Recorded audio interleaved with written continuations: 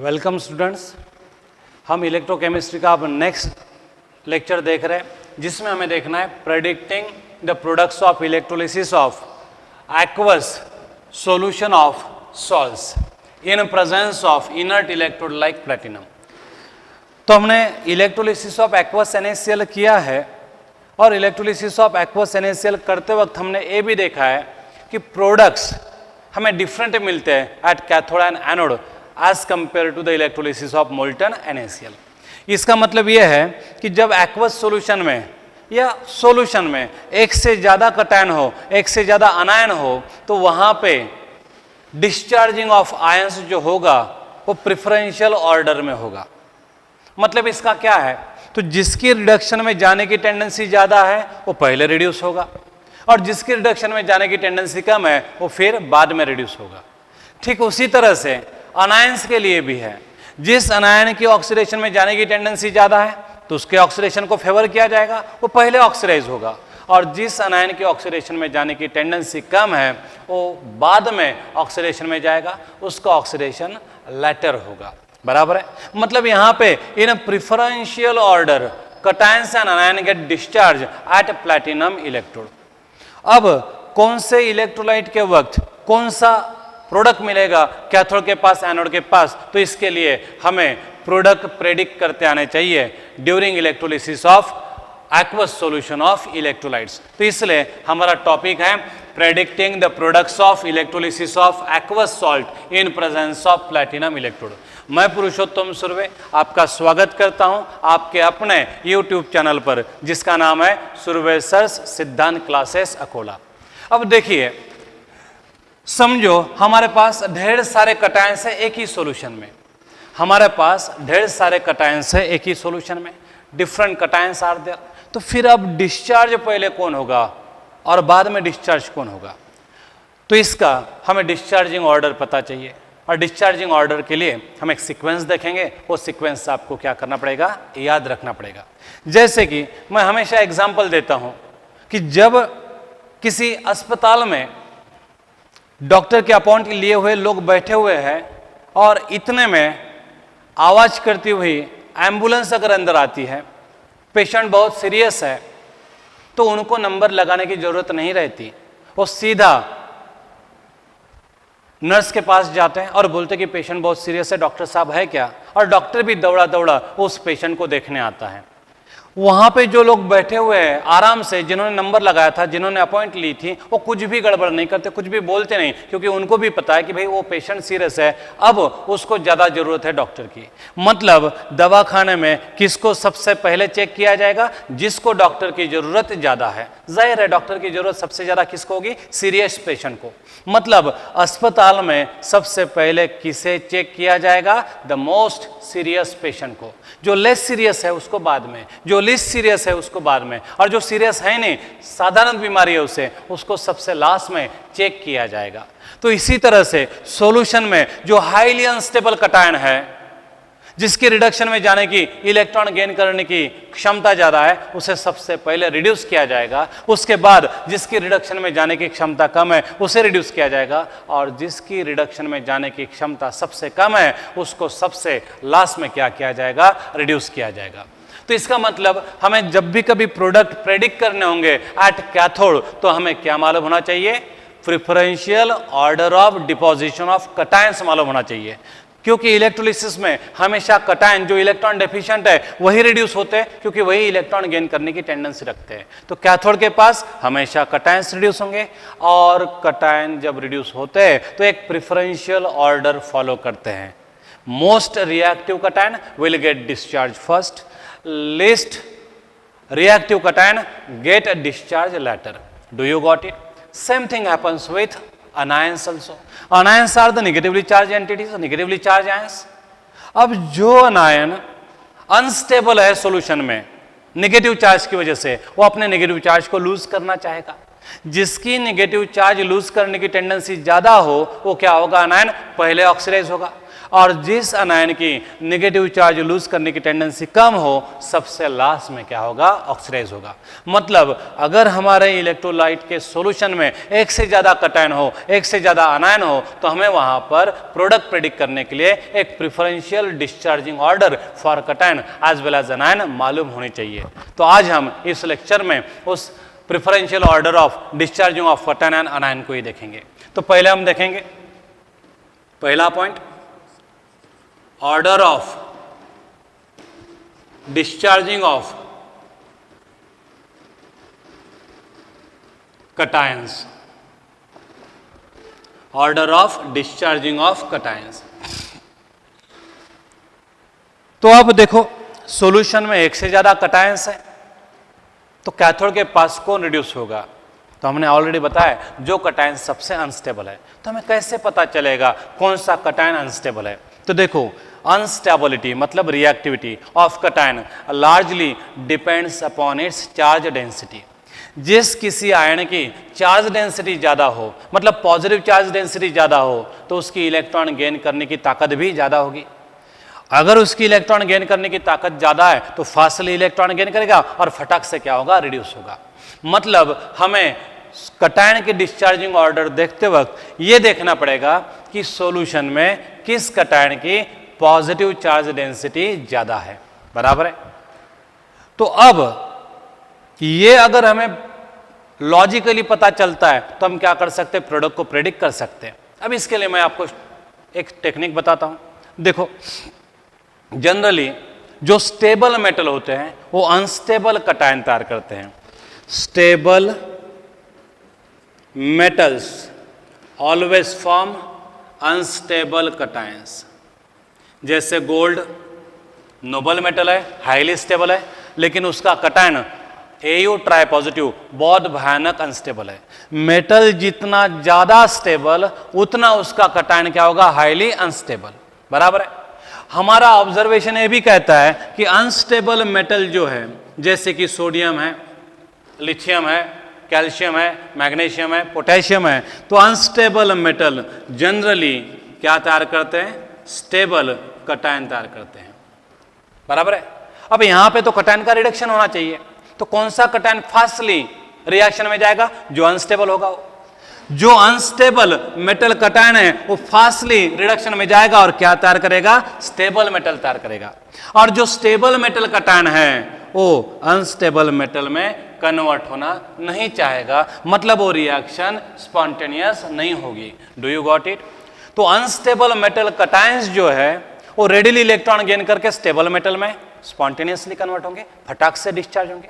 लेकिन जो metal cation highly stable है वो इलेक्ट्रॉन गेन करके वापस अनस्टेबल मेटल में कन्वर्ट नहीं होना चाहेंगे। इसलिए अनस्टेबल मेटल के कटायन जो स्टेबल है, तो स्टेबल मेटल कटायंस बाद में रिड्यूस होंगे एंड अनस्टेबल कटायंस पहले रिड्यूस होंगे। एक बात याद रखो, कंफ्यूज ना हो, स्टेबल मेटल के कटायन अनस्टेबल होते हैं, इसलिए कौन से मेटल के कटायन सबसे पहले डिस्चार्ज होंगे, स्टेबल मेटल के कटायंस जो अनस्टेबल है वो सबसे पहले डिस्चार्ज होंगे। कौन से मेटल के कटायन बाद में डिस्चार्ज होंगे, जिस मेटल के कटायन स्टेबल है। और किस मेटल के कटायन स्टेबल होते हैं, अनस्टेबल मेटल के। इसका मतलब अनस्टेबल मेटल के कटायंस, अनस्टेबल मेटल के कटायंस बाद में डिस्चार्ज होंगे एंड स्टेबल मेटल के कटायंस सबसे पहले डिस्चार्ज होंगे। अब मैंने क्यों बताया आपको, इसलिए बताया कि आपके सामने अगर relative position of metal in periodic table भी मालूम है तो आप लॉजिकली कौन कटायन पहले डिस्चार्ज होगा ये बता सकते हो। आपके सामने पीरियोडिक टेबल है और हमें मालूम है जब हम लेफ्ट टू राइट जाते हैं तो मेटालिक कैरेक्टर डिक्रीज होता है। जब हम लेफ्ट टू राइट जाते हैं तो मेटालिक कैरेक्टर कम होता है, मेटल की रिएक्टिविटी कम होती है, स्टेबिलिटी बढ़ती है, मेटल की स्टेबिलिटी बढ़ती है। I am talking about the metal. तो जब मैं पीरियोडिक टेबल में लेफ्ट टू राइट जाता हूं तो क्या होता है, साइज कम होने की वजह से मेटालिक कैरेक्टर कम होता है, रिएक्टिविटी कम होती है, मतलब metal more and more stable बनते हैं। इसका मतलब यह है कि लेफ्ट हैंड साइड के मेटल अनस्टेबल है एंड राइट हैंड साइड के मेटल स्टेबल है, बराबर है। तो कौन से मेटल कटायन का डिस्चार्जिंग पहले होगा, तो स्टेबल मेटल के कटायन का डिस्चार्जिंग पहले होगा। स्टेबल मेटल कहां पे है? राइट हैंड साइड पे। तो यहां पे डी ब्लॉक का लास्ट रीजन जो है वहां के कटायन हाईली अनस्टेबल होंगे, तो पहले डिस्चार्ज होंगे, बाद में इस मिडल वाले मेटल कटायन का नंबर लगेगा, एंड सबसे लास्ट में किसका नंबर लगेगा? एस ब्लॉक मेटल कटायन का, क्योंकि एस ब्लॉक मेटल क्या हाईली अनस्टेबल है, उसके कटायन क्या है? हाईली स्टेबल है। तो सबसे पहले कौन डिस्चार्ज होगा? स्टेबल मेटल के कटायन डिस्चार्ज होंगे, क्योंकि स्टेबल मेटल के कटायंस अनस्टेबल होते हैं। बाद में मिडल वाले मेटल, एंड सबसे लास्ट में कौन डिस्चार्ज होंगे? अनस्टेबल मेटल के कटायंस, जो कि हाईली स्टेबल रहते हैं। इसलिए अगर आपको रिलेटिव पोजीशन मालूम है, एक्स मेटल है लेफ्ट हैंड साइड पर एंड वाई मेटल है राइट हैंड साइड पर, तो कौन से मेटल का कटायन पहले डिस्चार्ज होगा? तो आप क्या कहेंगे? फास्टली बताएंगे कि वाई मेटल का कटायन सबसे पहले रिड्यूस होगा, क्योंकि वाई मेटल स्टेबल है तो उसका कटायन क्या होगा? अनस्टेबल। एक्स मेटल अनस्टेबल है तो उसका कटायन क्या होगा? स्टेबल, तो बाद में रिडक्शन में जाएगा। तो देखो यहां पे कंफ्यूज ना हो, आप ये जो मैंने बताया वापस सुन सकते हैं वीडियो को रिवर्स करके, ठीक है? तो एक बात ध्यान रखो, वापस दोहराता हूं, स्टेबल मेटल के कटायंस हाईली अनस्टेबल, इसलिए स्टेबल मेटल पहले डिस्चार्ज होगा, स्टेबल मेटल के कटायन पहले डिस्चार्ज होंगे, एंड बाद में कौन डिस्चार्ज होंगे? अनस्टेबल मेटल के कटायंस जो हाईली स्टेबल है वो बाद में डिस्चार्ज होंगे, क्योंकि वो स्टेबल है इसलिए। तो unstable metal get discharge last and stable metal get discharge first. Do you got it? तो इसमें कोई कंफ्यूजन ना हो तो आप हो सकता है तो इस वीडियो को क्या कर सकते हैं? रिवर्स करके देख सकते हो। एक बार आपका पॉइंट क्लियर होने तक के, एक बार ये लॉजिक पक्का हो गया तो बाद में वापस पढ़ने की जरूरत नहीं है। तो देखो, जो मेटल राइट हैंड साइड पे है उसका डिपोजिशन पहले होगा, एंड जो मेटल लेफ्ट हैंड साइड पे है उसका डिपोजिशन बाद में होगा। तो इस तरह से हम लॉजिकली देख सकते हैं डिपोजिशन ऑर्डर के लिए। लेकिन अब हम हर बार थोड़ी नहीं कर सकते, तो इसके लिए हमने क्या किया है, सिलेबस में जितने भी कटायन पर सवाल पूछा जाता है उसका एक सीक्वेंस ही बनाया है। वो सीक्वेंस अगर आप लर्न करते हैं तो आप क्या कर सकते हैं? आंसर दे सकते हैं। तो आपको ये सब ध्यान में रखने की जरूरत नहीं है, सिर्फ आपको जिस वक्त सीक्वेंस, मतलब ये जो हम सीक्वेंस बता रहे हैं, इसके अलग अगर कोई एग्जाम्पल आता है तो आप वहां पे लॉजिक का इस्तेमाल करके आंसर दे सकते हो, बराबर है? तो ये जो मैंने बताया था ये आपको लॉजिकली जाना है, बराबर है? तो कौन से मेटल कटायन पहले डिस्चार्ज होंगे?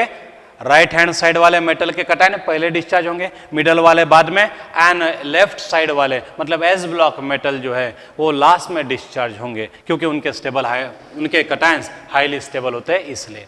तो होप कि आप सबको ये समझ में आया होगा। अब हम एक ऑर्डर ही देख लेते हैं और उसको ही लर्न करते हैं, मतलब उसके अलावा कोई ज़्यादा दूसरे एग्जाम्पल नहीं आएंगे। मतलब वो सीक्वेंस अगर आप याद रखते हैं तो फिर आपको कोई दिक्कत नहीं होगी। तो हमें order of discharging of cation को लर्न ही करना है।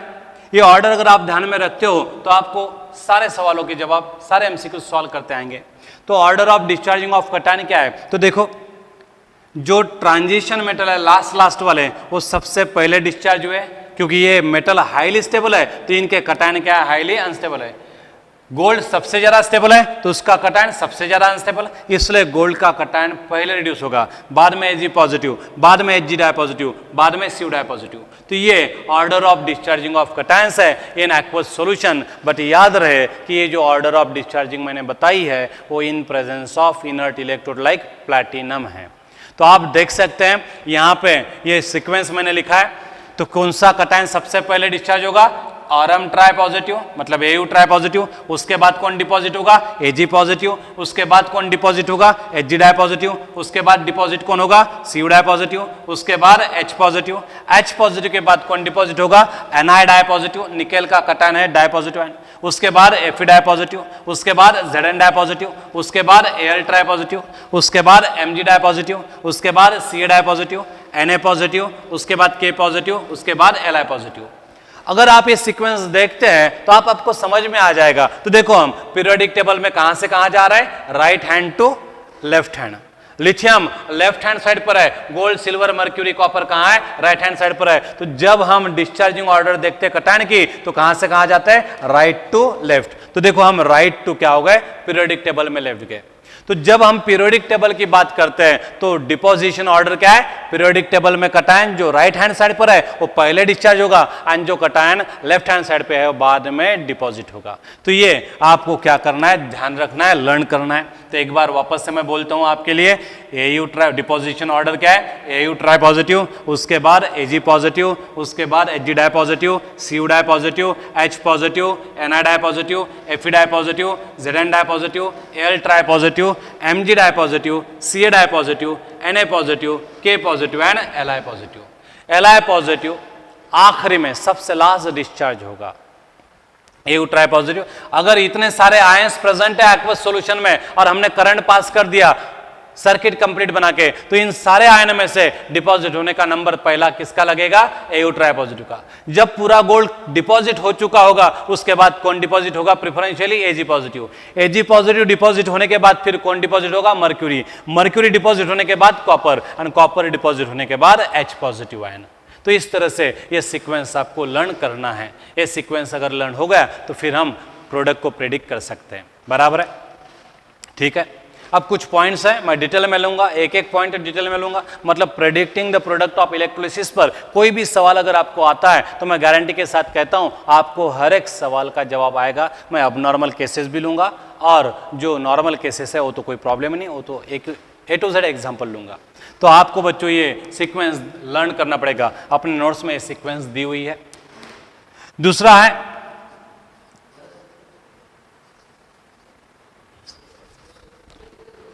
यहां पे लिखता हूं मैं, order of discharging of anions. अब अनायंस कौन से सीक्वेंस में डिस्चार्ज होंगे भाई, अनायंस किस तरह से डिस्चार्ज होंगे, तो अब हम ये भी बता सकते हैं। देखो इलेक्ट्रोलिसिस में अनायंस ऑक्सीडेशन में जाते हैं। ऑक्सीडेशन की डेफिनेशन हमें मालूम है, लॉस ऑफ इलेक्ट्रॉन।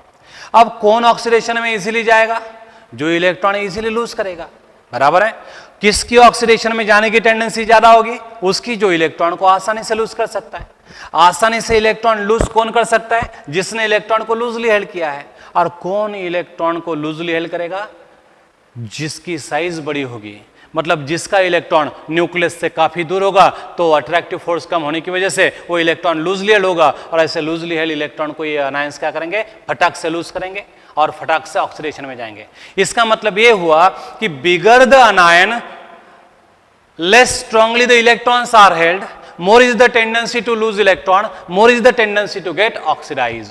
मतलब जो अनायन बड़ा है उसके इलेक्ट्रॉन लूजली हेल्ड है, वो फटाक से इलेक्ट्रॉन लूज करेगा, फटाक से ऑक्सीडेशन में चला जाएगा। मतलब आप बहुत ही आसानी से आप ध्यान में रख सकते हो, bigger anion will oxidise first and smaller anion will oxidise later. बराबर है। अब गिने चुने ही हमारे पास इलेक्ट्रोलाइट्स है, हम गिने चुने ही अनायंस के एग्जाम्पल लेंगे जो हमेशा पूछे जाते हैं। इसके अलावा कोई और अनायन पूछा नहीं जाएगा आपको। बराबर है। तो अनायंस के लिए डिस्चार्जिंग ऑर्डर क्या होगी, तो आप ये सीक्वेंस, ये स्टेटमेंट ध्यान में रखो ताकि सीक्वेंस लिखते वक्त आपको आसान जाएगा। Bigger the anion loosely the electrons are held, more is the tendency to undergo oxidation and rapidly get oxidize. तो जो बिगर अनायन है वो सबसे पहले ऑक्सीडाइज होंगे। तो हम कुछ गिने चुने एग्जाम्पल लेते हैं। तो हलाइड आयन में सबसे बड़ा कौन है, आयोडाइड आयन है। तो आयोडाइड आयन बड़ा होने की वजह से उसके इलेक्ट्रॉन लूजली हेल्ड है तो फटाक से ऑक्सीडाइज होगा।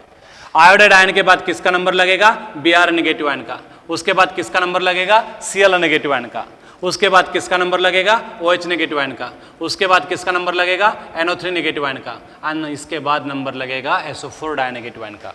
तो याद रहे कि ये जो मैंने सीक्वेंस लिखा है ये पूरे अनायन का सीक्वेंस नहीं है, वही अनायन का सीक्वेंस है जिस पर हमें एग्जाम में सवाल पूछे जाते हैं, नीट हो या फिर अपनी MHT CET हो, इन्हीं अनायंस पर एग्जाम सवाल पूछे जाते हैं। और मैंने बहुत सारी किताबें सॉल्व की है, इनके अलावा ऐसे दूसरे कोई अनायंस पूछे नहीं जाते। तो सीक्वेंस जितना सिंपल हो उतना ध्यान में रखने के लिए आसान होता है, इसलिए हमने जो महत्वपूर्ण है वही अनायंस लिए हैं। तो I नेगेटिव सबसे बड़ा है तो फटाक से ऑक्सीडाइज होगा, पहले ऑक्सीडाइज होगा। उसके बाद Br नेगेटिव, उसके बाद Cl negative, OH negative, NO3 negative and SO4 die negative. अब OH नेगेटिव में नेगेटिव चार्ज O पे है, NO3 नेगेटिव में भी नेगेटिव चार्ज O पे है एंड SO4 डाई नेगेटिव में भी क्या है रे भाई, नेगेटिव चार्ज ऑक्सीजन पे है। अब इन तीनों अनायंस में नेगेटिव चार्ज तो ऑक्सीजन पे है, मतलब तीनों केसेस में ऑक्सीजन को इलेक्ट्रॉन लूज करना पड़ेगा। अब ऑक्सीजन सेम है तीनों में, तो तीनों की इलेक्ट्रॉन लूज करने की टेंडेंसी भी सेम होनी चाहिए। तो फिर यहाँ पे तो सीक्वेंस भी सेम होना चाहिए था, इन तीनों के बीच में इक्वल टू का साइन होना चाहिए, लेकिन मैंने ये साइन लिखा, ऐसा क्यों? दो दे आर ऑक्सीजन एटम, तीनों केस में ऑक्सीजन एटम पर ही नेगेटिव चार्ज है, लेकिन उन सब ऑक्सीजन एटम का एनवायरमेंट सेम नहीं है। यहाँ पे O नेगेटिव को H अटैच है और H कोई भी इफेक्ट नहीं दिखाता, ना प्लस है और ना ही माइनस है, इसलिए ऑक्सीजन यहाँ पे इलेक्ट्रॉन रिच है, तो इलेक्ट्रॉन रिच है तो इलेक्ट्रॉन लूज करने की टेंडेंसी ज्यादा होगी। लेकिन NO3 नेगेटिव के केस में देखो, O नेगेटिव को कौन अटैच है? NO2, और आपको मालूम है NO2 group is the one of the strongest electron withdrawing group. NO2 group oxygen की इलेक्ट्रॉन अपने तरफ स्ट्रांगली खींच लेगा, तो ये बेचारा ऑक्सीजन इलेक्ट्रॉन डेफिशिएंट हो जाएगा। तो ये ऑक्सीजन जो इलेक्ट्रॉन डेफिशिएंट है, NO2 ग्रुप के इलेक्ट्रॉन विड्रॉइंग नेचर की वजह से ज्यादा इलेक्ट्रॉन लूज नहीं कर पाएगा। तो NO2 नेगेटिव में O नेगेटिव की इलेक्ट्रॉन लूज करने की टेंडेंसी कम हो चुकी है, क्योंकि electron withdrawing nature of NO2 group. SO4 डायनेगेटिव में इसकी इलेक्ट्रॉन विड्रॉ करने की ताकत और भी है, और इसलिए O डायनेगेटिव SO4 का आसानी से इलेक्ट्रॉन लूज नहीं करेगा। तो ये सीक्वेंस है अनायन का डिस्चार्जिंग का। तो एक्वस सॉल्यूशन में प्लैटिनम इलेक्ट्रोड के प्रेजेंस में अनायन इस सीक्वेंस में डिस्चार्ज होते हैं, आपको ये लर्न करना पड़ेगा। तो एक बार बोलो मेरे साथ, क्या है अनायन का डिस्चार्जिंग ऑर्डर? I नेगेटिव सबसे पहले, उसके बाद Br नेगेटिव, उसके बाद Cl नेगेटिव, उसके बाद OH नेगेटिव, उसके बाद NO3 नेगेटिव एंड सबसे लास्ट SO4 डायनेगेटिव। इन तीनों में नेगेटिव चार्ज ऑक्सीजन पे ही है, लेकिन तीनों की ऑक्सीडेशन में जाने की टेंडेंसी एक जैसे नहीं, इसके लिए जिम्मेदार कौन है? Neighbouring group of atoms. अगर O नेगेटिव को इलेक्ट्रॉन विड्रॉइंग ग्रुप अटैच है तो ऑक्सीजन आसानी से इलेक्ट्रॉन लूज नहीं कर पाएगा, इसका मतलब उसकी ऑक्सीडेशन में जाने की टेंडेंसी कम हो जाएगी। तो ये सीक्वेंस आपको लर्न करना है। अगर आपने ये सीक्वेंस लर्न किया तो आप predicting the product of electrolysis के सारे MCQs को सॉल्व कर सकते हो। अब मैं आपको सवाल पूछूंगा कि अगर आपको एक्वस CaCl2 का सॉल्यूशन दिया है, अगर आपको एक्वस CaCl2 का एग्जाम्पल दिया है और उसका इलेक्ट्रोलिसिस किया मैंने बाय यूजिंग प्लैटिनम इलेक्ट्रोड, तो at cathode and at anode product कौन होंगे? तो what are the product at anode and at cathode during electrolysis of aqueous CaCl2? तो देखो भाई, जब मैं CaCl2 का एक्वस सॉल्यूशन बनाऊंगा तो वहां पे CaCl2 डिसोसिएट होगा Cl नेगेटिव आयन में and Ca di positive ion में, और इन आयन के प्रेजेंस में थोड़ा बहुत वाटर भी क्या होगा? डिसोसिएट होगा। मतलब एक्वस सॉल्यूशन में Ca di positive and Cl negative ion के साथ साथ कौन होंगे? H positive and OH negative ion भी होंगे। मतलब एक्वस CaCl2 में वहां पे कितने आयन्स है? 4, 2 कटायन है और 2 अनायन है। अब मैं अगर इसका इलेक्ट्रोलिसिस करूंगा तो प्रोडक्ट क्या मिलेंगे? तो ये प्रोडक्ट क्या मिलेंगे मैं इस सीक्वेंस से बता सकता हूं। तो जब मैं एक्वस CaCl2 के सॉल्यूशन में करंट पास करूंगा तो एट कैथोड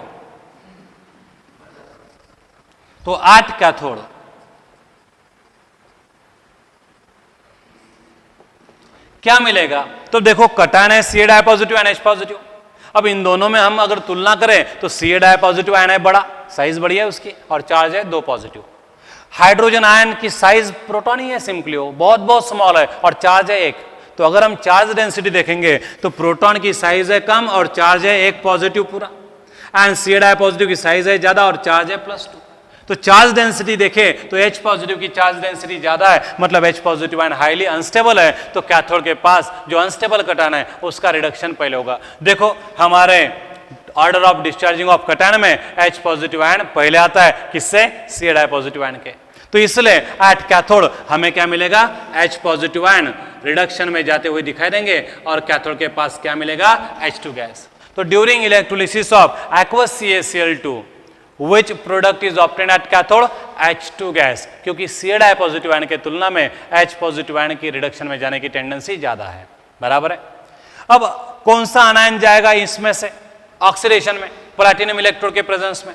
तो अब हमने देखा Cl negative and OH negative के बीच में, तो मैंने आपको एक पॉइंट बताया था, याद होगा आपको, इलेक्ट्रोलिसिस ऑफ एक्वस NaCl में OH नेगेटिव आयन की ऑक्सीडेशन में जाने की टेंडेंसी ज्यादा है Cl नेगेटिव आयन के तुलना में, लेकिन फिर भी एक्वस सॉल्यूशन में OH नेगेटिव आयन के ऑक्सीडेशन को फेवर नहीं किया जाता क्योंकि वो ओवर पोटेंशियल का प्रॉब्लम क्रिएट करता है। इसलिए मैंने सीक्वेंस में Cl नेगेटिव आयन का डिस्चार्जिंग पहले होता है OH नेगेटिव आयन की तुलना में, ये आपको बताया।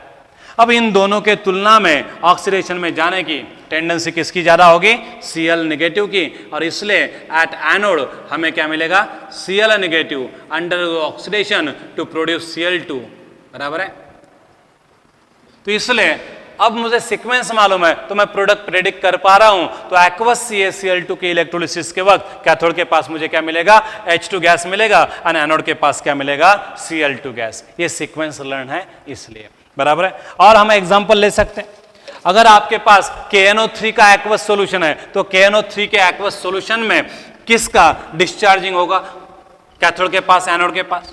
तो देखो इधर एक्वस KNO3 है, एक्वस KNO3 है, तो एक्वस KNO3 के सॉल्यूशन का जब मैं इलेक्ट्रोलिसिस करूंगा तो what are the product at cathode and anode? तो देखो एक्वस KNO3 में कटायन होगा K positive, NO3 negative, H positive and OH negative. इन आयन के प्रेजेंस में वाटर भी डिसोसिएट हो जाता। अब इन दो कटायन में से डिस्चार्ज होने की टेंडेंसी किसकी ज्यादा है? रिडक्शन में जाने की टेंडेंसी किसकी ज्यादा है? जाहिर है सीक्वेंस हमारा लर्न है तो हम बोलेंगे H पॉजिटिव आयन। इसलिए at cathode H positive ion क्या होगा? रिड्यूस होगा, और हमें क्या मिलेगा? H2 गैस मिलेगा as a product at cathode. At anode कौन जाएगा ऑक्सीडेशन में? बताओ भाई। NO3 negative and OH negative में से ऑक्सीडेशन में जाने की टेंडेंसी किसकी ज्यादा है? देखो यहाँ पे सीक्वेंस में NO3 नेगेटिव के पहले किसका डिस्चार्जिंग होगा? OH नेगेटिव आयन का। तो इसलिए at anode OH negative ion oxidize होंगे और हमें क्या मिलेगा? O2 gas. इसका मतलब यह है कि जब मैं एक्वस KNO3 का इलेक्ट्रोलिसिस करूंगा तो KNO3 इलेक्ट्रोलिसिस में नहीं जाएगा, उसके बदले में इलेक्ट्रोलिसिस में कौन जाएगा? Water itself.